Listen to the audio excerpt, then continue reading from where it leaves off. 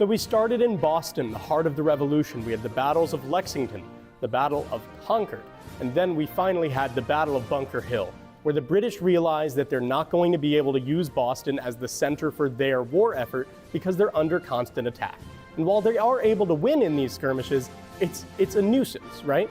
So they leave and they head up to Canada, where Benedict Arnold has kind of stagnated around Quebec City. Richard Montgomery's been killed, and that's when General John Burgoyne of the British arrives with like 10,000 British troops from Boston, and the Canadian campaign comes to an end. Now, Benedict Arnold heads back down towards like New York and the southern colonies. He delays the British pursuit long enough that the British aren't able to get there in time to bottle Washington up from the north and effectively end the Revolutionary War. So now Boston is no longer really tenable, Canada is no longer really tenable for either side, and New York is the new center of the war. So, before we get into the history, I want us to feel the history. I want us to understand what it is that we're looking at when we watch a city being built over the course of hundreds of years. So, what I found is this beautiful video, and it's going to start around the 1500s when the Dutch settle New Amsterdam. This will come to be known as New York. Now, I remind you, the 1500s is earlier than the 1620s and the 1630s, 40s, 50s when Jamestown, Plymouth, Maryland get founded. So this is before. The Dutch were a little more industrious. And this is a 3D animation. It's 5 minutes long, and I hope you'll really enjoy it as much as I did as you watch New York City built right before your very eyes.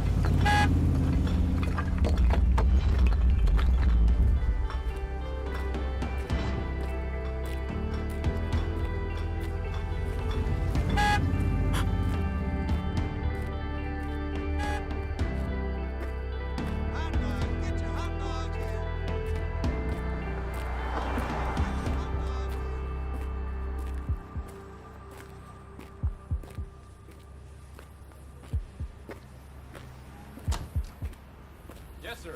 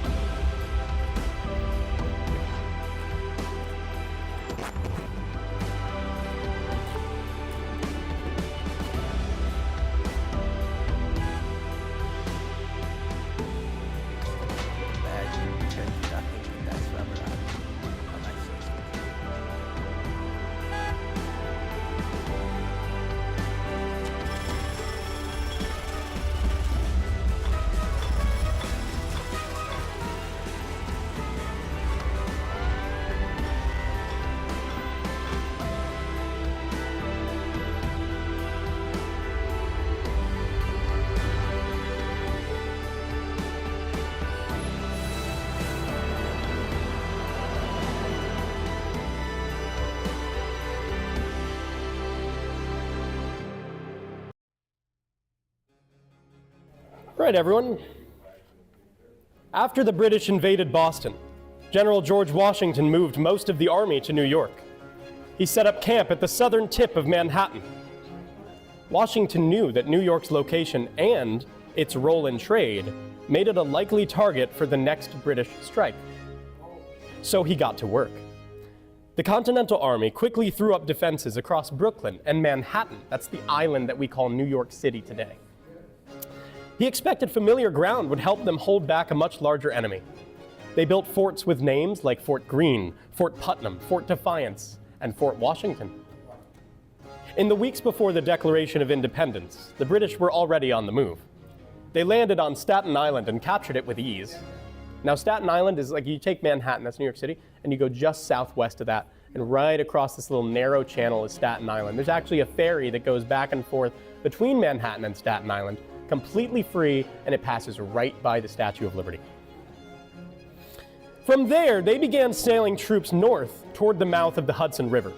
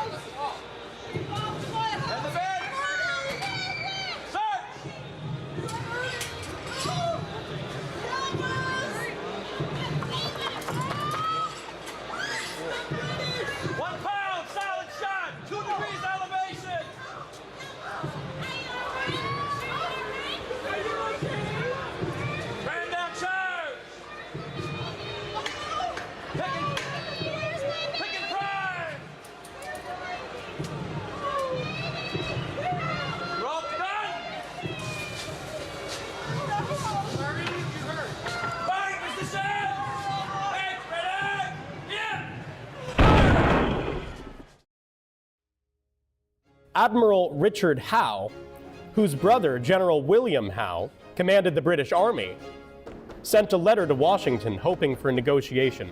Now, we are fortunate to actually know the contents of the letter that was written. I'll use my candle to read. Sir, the situation in which you are placed and the acknowledged liberality of your sentiments induce me very much to wish for an opportunity to converse with you on the subject of the commission with which I have the honor to be charged. as I trust that dispassionate consideration of the King's benevolent intentions may be the means of preventing further effusion of blood and become productive of peace and lasting union between Great Britain and America. If this proposal should be acceptable, I would advance a frigate to have the pleasure to receive you, as near to the town of New York as will be most to your accommodation. I flatter myself I shall have no difficulty in obtaining credit to my assurance for the perfect safety of your person and free liberty to return on shore at your pleasure, though I shall be equally ready to afford any more preferable security that may be required in case no other objection occurs to the desired interview. I am, sir, your sincere. And unfortunately, the rest of the letter is lost to time, but that seems like a sign-off. Probably your sincere colleague, rival, anything like that. It was a sign-off, you know. So that was Admiral Howe's letter to George Washington on July 13, 1776. The British are kind of here, but they haven't started the invasion yet. Their presence is scary, right? Washington, at the advice of his officers, said no. They would not meet. A week later, Howe tried again, this time through a captain, saying that he could offer pardons, meaning they could go home and not be punished by the British. Washington's reply was cold and sharp. Those who have committed no fault want for no pardon. There would be no meeting. Then came the storm. Welcome to the Battle of Brooklyn. On August 21st, 1776, just weeks after the colonies declared independence, the British Navy arrived in full force. Over 400 ships crowded Gravesend Bay, just across from Staten Island, an invasion fleet unlike anything New York or the colonies had ever seen before. On these ships were 32,000 redcoats. 32,000, okay? A census taken around that time puts the population of New York at 25,000. If there were still any questions that the British wanted to negotiate, it was now clear that they were here on a mission of conquest and destruction. On August 27th, the British launched their attack in what would become the largest battle of the entire war. The Americans were hit on two fronts: Guan Heights, also called Gowanus Heights to the south, and the Brooklyn Heights to the north. At Guan, British troops pulled off a surprise flanking maneuver, threatening to trap nearly half of the American force. Let's take a closer look at what we're dealing with on the map. So, if we'll look here, you can see that the British have invaded from Staten Island and are proceeding northward in three different columns. The left two columns are being commanded by Grant and Heister. Their names don't matter as much, but understand that their job is to keep the Americans here to the north at Guan Heights busy. Over here is General Howe. He's taking a night march. I'm going to take questions after. So he's going by night with the largest force and moving up to a place called Howard's Tavern. They take the tavern owner hostage and force him to tell them where the Americans are, and then they march west by morning. When sun rises, Sullivan and Lord Stirling, the American commanders, find that they are nearly surrounded by the British positions to the south and Howe's reinforcements to the northeast. Their only escape would be across the East River here, which is a body of water and is of course being guarded by British gunships. Lord Stirling, a nobleman who gave up riches for the patriot cause, was caught right in the middle of the trap. With no other option, he ordered his men to cross a creek, the Gowanus. This was 80 yards wide, deep and muddy. Most made it across. Some did not. About 400 men from the Maryland 115th stayed behind to fight, holding off the British so that the others could escape. They attacked again and again near the Vecht Courthouse, which is today known as the Old Stone House. You can see the image there at the bottom. By the end of the day, 256 of those Maryland men were dead. Many more were captured, and only dozens made it back to the American lines at the end of the battle. From a nearby hilltop, Washington watched the slaughter. He's said to have cried out, "Good God, what brave fellows I must this day lose." The Maryland 400 allowed half of the Continental Army to get away from the British so that they could live to fight another day. After the retreat, the Americans regrouped at Brooklyn Heights.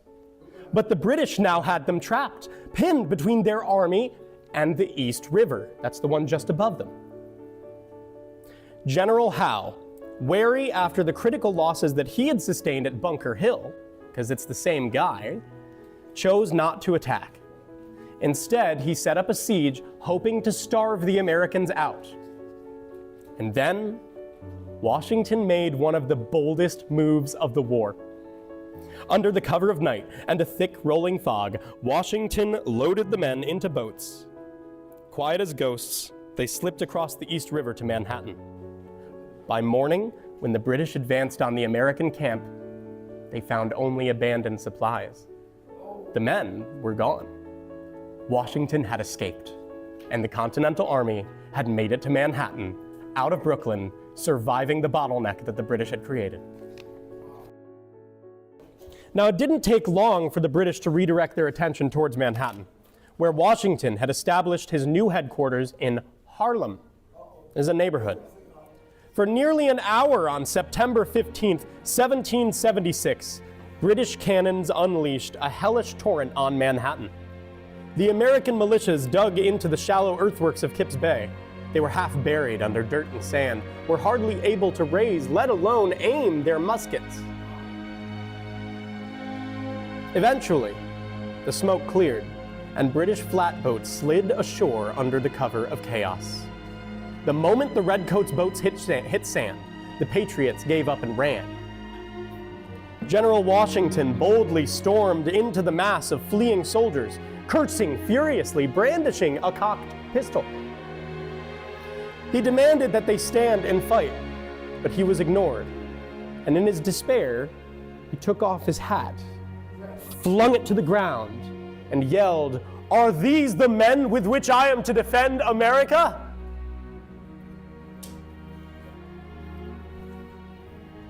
The loss of Kip's Bay cost the Continental Army dearly.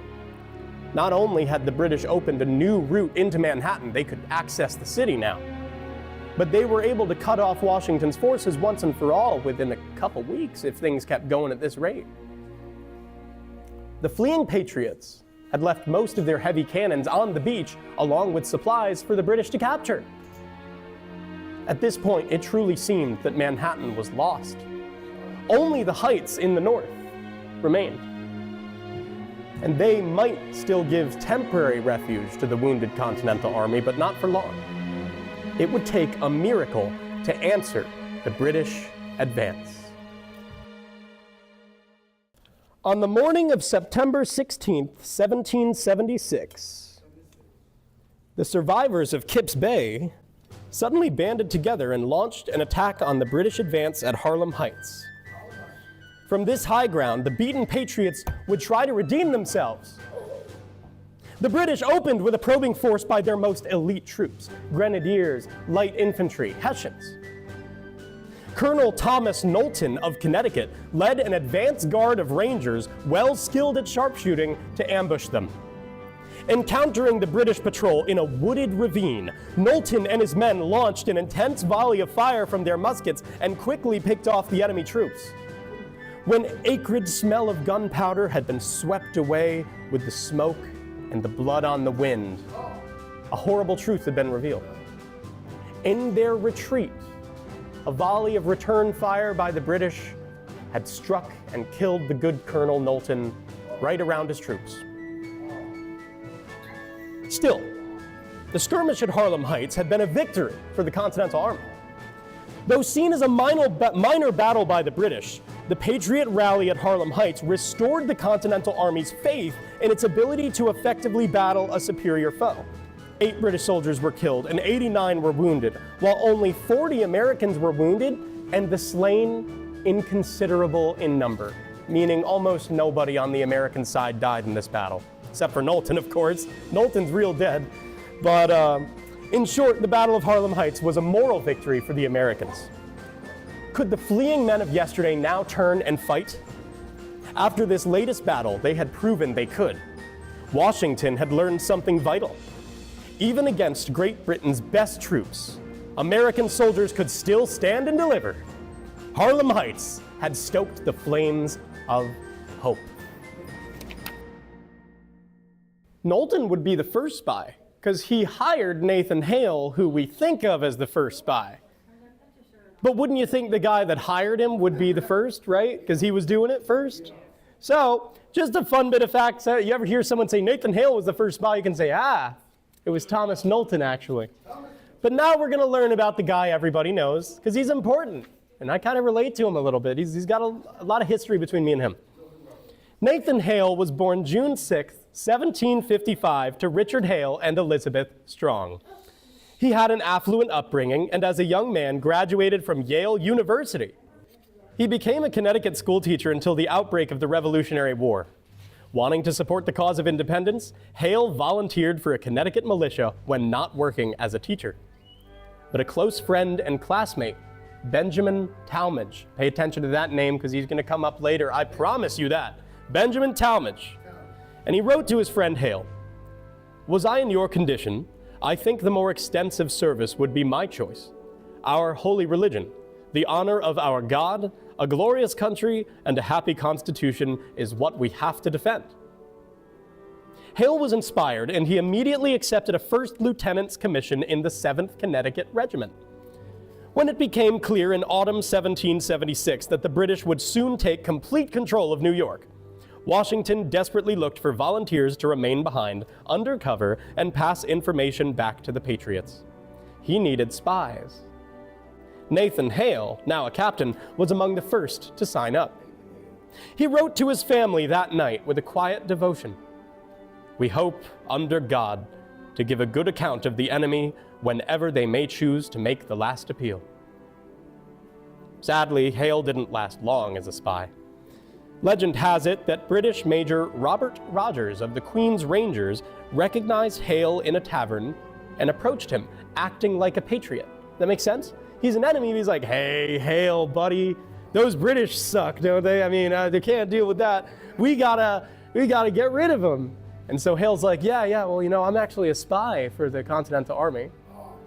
And Rogers immediately arrests him, right? So, Hale's been arrested by the British in New York. It's 1776. And at this time, the British hang enemy spies as enemy soldiers, as if they were enemy combatants. After a few days, at 21 years old, Hale was led out into Artillery Park by the British. Though there is no official record of his entire speech, one line attributed to the fallen patriot still perseveres to this day. "I only regret that I have but one life to give for my country." Though he was quickly found out and killed, Nathan Hale gave more to the future of Washington's spies than he could have ever imagined. The lessons learned from his death inspired better systems of spycraft for the Patriots, ultimately culminating in the creation of the Culper spy ring by Benjamin Talmadge, so that he would never have to lose another friend like Nathan Hale ever again.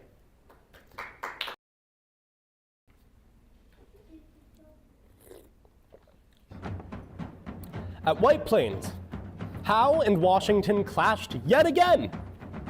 Foreign mercenaries hired by the British, or Hessians, led a flanking maneuver against the American right flank on Chatterton Hill, and Washington and his men were forced to retreat. Once again, the survivors found themselves lucky that the entire Continental Army hadn't fallen in the attack. They're bottled up too good. Now completely bottled up in the Manhattan Heights to the north, Washington's army was crumbling under constant British probing and advance. Two makeshift forts, Fort Washington and Fort Lee on the other side of the Hudson River in New Jersey, were all that stood between the British and complete control of Manhattan. The British Navy had already begun moving gunboat patrols up and down the river, and now they began firing their cannons on forts while British infantry moved through the woods to capture the enemy positions on foot. So they're firing from the river, and the British are moving through the trees, getting ready to capture it themselves. Now, Nathaniel Greene is in charge of the defenses.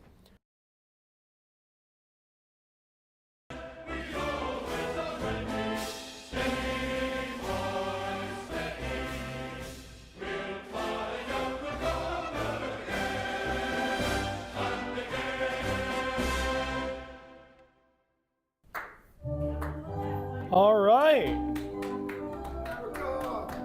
So, yesterday we talked about the invasion of New York under Admiral Howe and General Howe.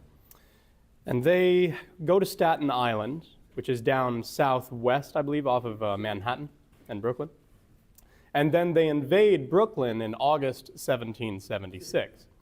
And they continue to push the Americans north through Harlem Heights, through White Plains, and ultimately, the final foothold of American influence in New York rests on Fort Washington on the New York side of the Hudson River and Fort Lee on the New Jersey side of the Hudson River. So they're both on hills overlooking the river, trying to keep the British out. But the fact of the matter is that by this time, the British have gone up most of the Hudson. They've secured the mouth, I'm pretty sure, but they have near entire control of Manhattan. So we're going to pick up by looking at what happens at Fort Washington. Fort Washington, a garrison named after His Excellency George Washington himself. And now it is under a massive attack. George Washington watches the terrifying scene from just across the Hudson River. His last hold on New York is fading fast. Nearly all of his officers had recommended abandoning it. Fort Washington was not built to defend itself against such a sizable British onslaught. The Continental soldiers prepare themselves for a last stand, but they are in no shape for heroics. A month of steady defeats have left them exhausted. And now, again, they are outnumbered. 3,000 of them against 8,000 royals. It was Washington's most trusted general, Nathaniel Greene, who had convinced the commander to defend the fort. Greene, a young and talented Rhode Island officer, had, over time, become Washington's most trusted confidant. But this time, following his advice is a disastrous error in judgment for the rebel leader.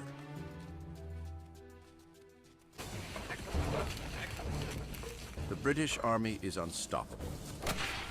Not only do they have the numbers, they put their big guns out in front. They unleash a fierce battalion of German fighters called the Hessians. The Hessians are unmistakable.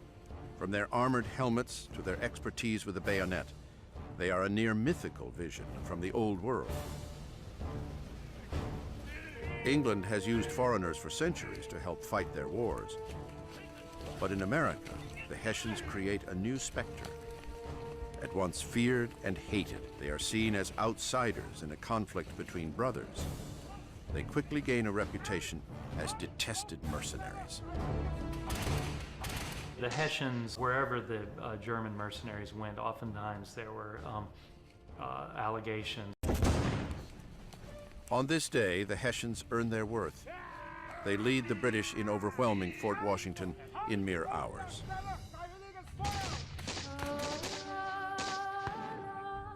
By afternoon, the rebels lay down their weapons. Fort Washington is surrendered, and along with it, New York. The two sides now face each other up close. The King's army and their hired warriors get their first chance to gaze upon the faces of the exhausted rebel army they have pursued for months. It is a sight that leaves them shocked. As the smoke clears over the dead and wounded, an amazing sight takes both sides by surprise. A young woman sits by her dead husband's side, but she had not been an idle bystander. When John Corbin fell from wounds, Molly Corbin stepped up to the cannons, firing on the British with the rest of the Patriots. Half the army is captured at Fort Washington. New York and control of the mighty Hudson falls squarely into British hands. Some begin to wonder whether the rebels can actually deliver an independent America.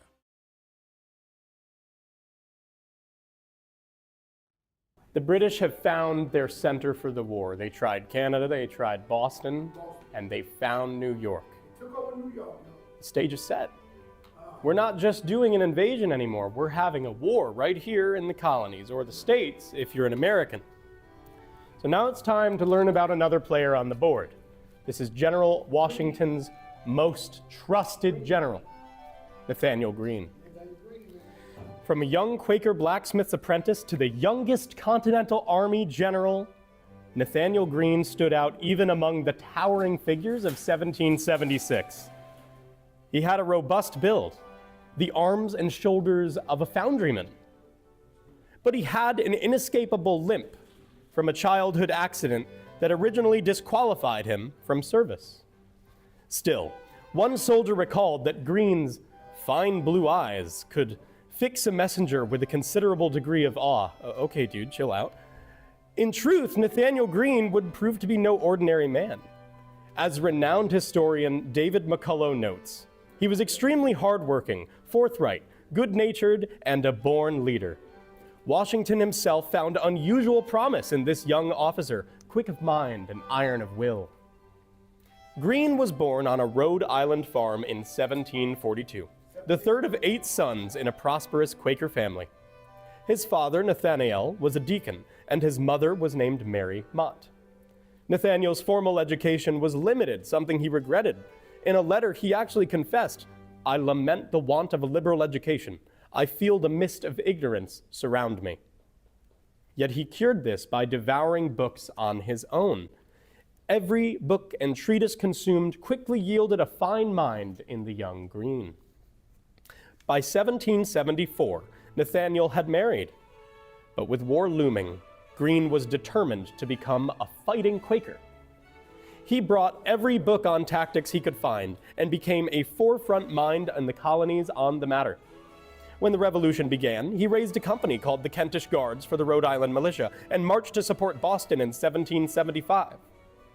After the Battle of Bunker Hill, which had already transpired by the time he arrived, they just showed up a little bit later, Greene fortified and manned defensive positions at Prospect Hill until the British completed their evacuation at Boston, which they end up heading up to Canada, as we remember.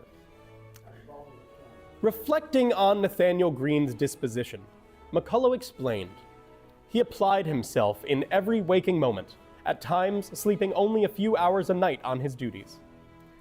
If anyone had doubts about Greene's youth or inexperience, they kept it to themselves.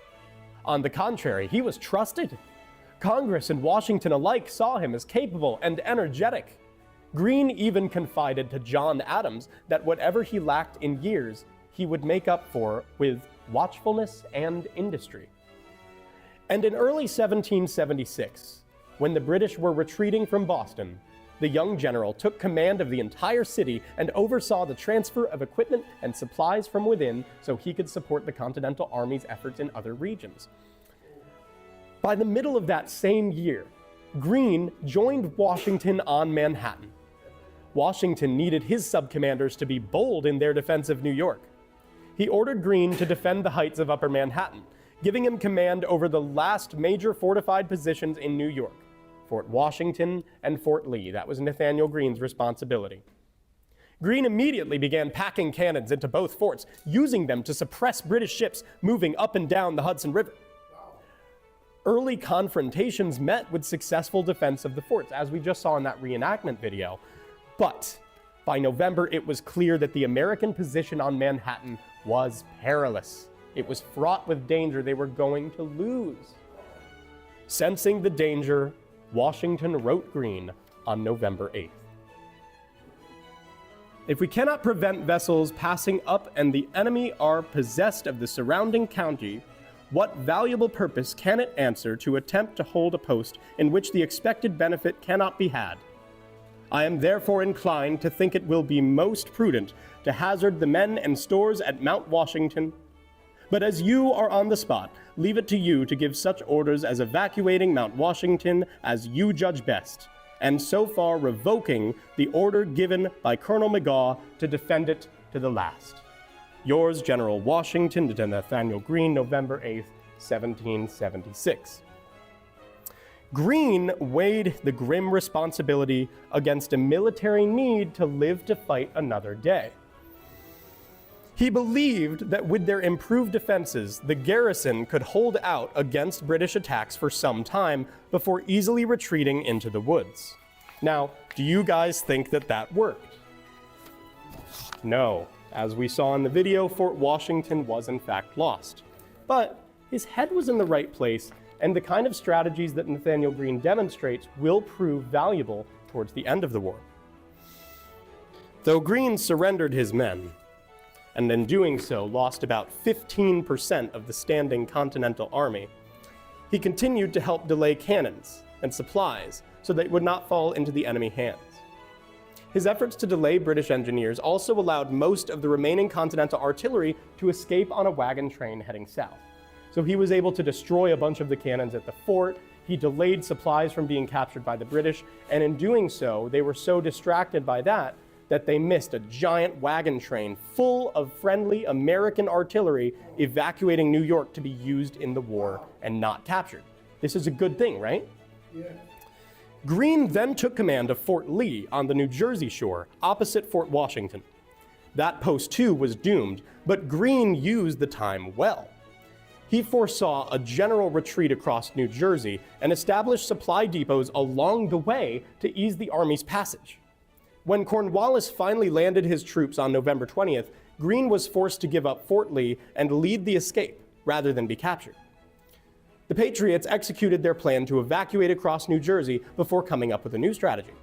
Though Fort Washington had been lost and criticism rained down on Nathaniel Greene, Washington never lost faith in his most trusted general. And by November 1776, Greene had weathered disaster in New York and New Jersey.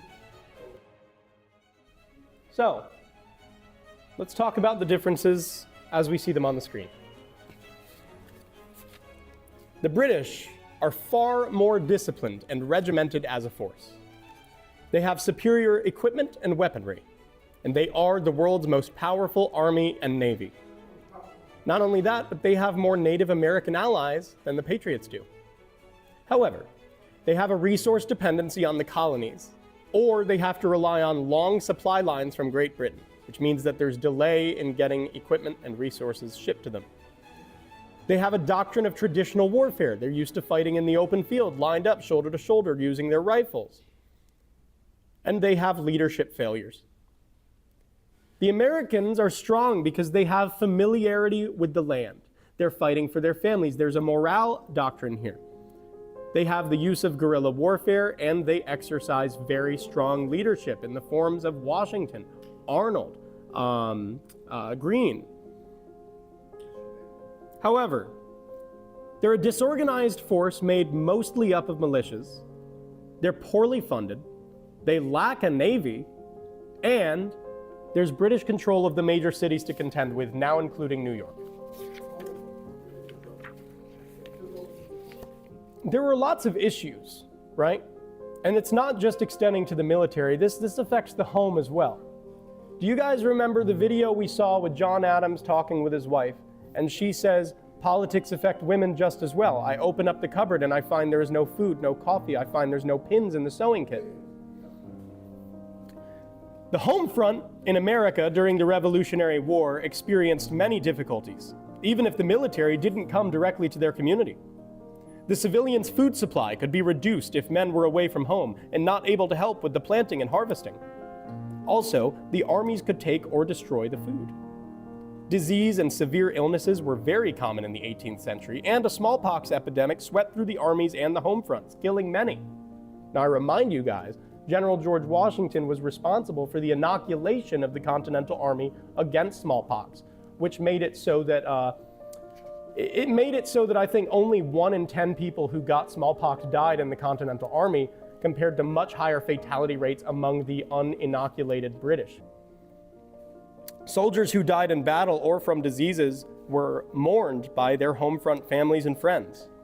The money issued by states or Continental Congress had very little backing or credit, meaning that the money lacked value or was highly inflated. Communities divided over patriot and loyalist causes, adding uncertainty to family life. The families themselves were divided. And speaking of families, women often followed their husbands in the Continental Army. These women, known as camp followers, often tended to the domestic side of Army organization, washing, cooking, mending clothes, and providing medical help when necessary. These were some of the first nurses.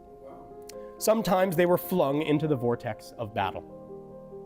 As wives of the common soldier often followed the Continental Army, so too did the wives of general officers. General Henry Knox, the Continental Army's artillery commander, married the vivacious and popular Bostonian Lucy Flucker, the daughter of Bostonian loyalists.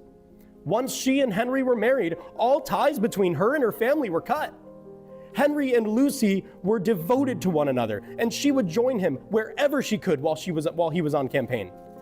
She endured the bitter encampment at Valley Forge, which we'll talk about later next week, and became fast friends with the wife of General Nathaniel Greene, the equally popular Kitty.